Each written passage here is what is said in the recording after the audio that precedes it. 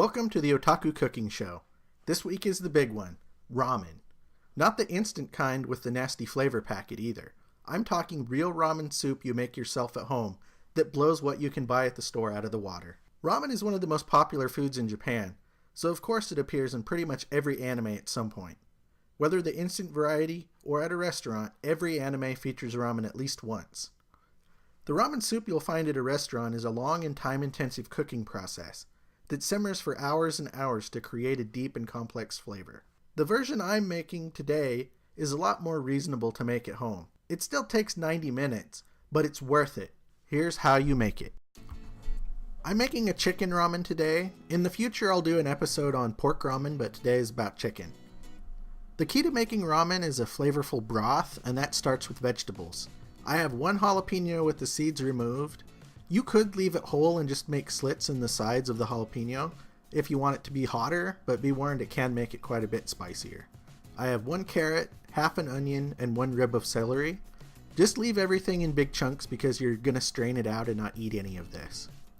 The other components of the broth are one box of chicken broth, soy sauce, and sriracha. I also have a Japanese noodle soup base called memi that has lots of good flavors in it. If you can find it, use it. If you can't, don't worry about it.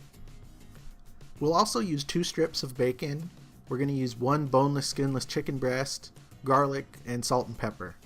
The noodles are just regular ramen noodles, but we're not going to use the flavor packet. Throw the flavor packet in the garbage because it's gross. Cooking starts with adding the broth, a half cup or so of soy sauce, a tablespoon or 2 of sriracha, a couple tablespoons of memi, and the vegetables to the pan. Add a tablespoon of garlic and season it with salt and pepper. Don't be afraid to go a little heavier on the seasonings and soy sauce here if you want. You want the broth to be strongly flavored to make up for the relative blandness of the noodles themselves. Just don't go too crazy. Put in your 2 strips of bacon. The bacon is important because it's an easy way to add a ton of flavor. It'll make it smoky and salty and porky, and you want that. Now bring everything to a boil and then cover it and drop it to a simmer and let it cook for 25 to 30 minutes.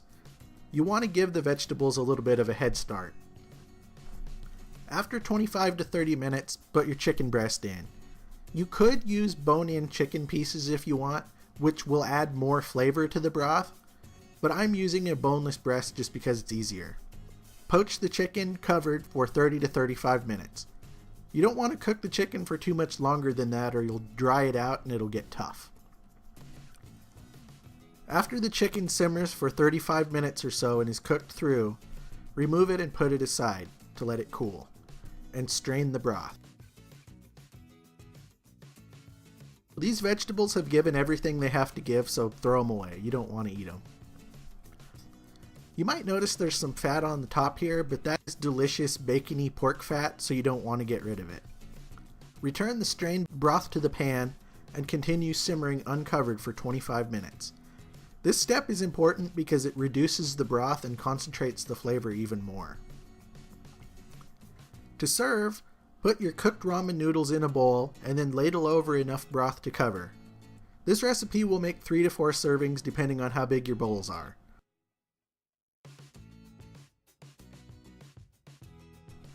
For garnish, I put slices of our poached chicken breast, as well as slices of Chinese barbecue pork, and I top with green onions. You could also add things like a hard-boiled egg or shredded cabbage or spinach if you want, but I kept it simple today. And here is my finished chicken ramen. It was awesome.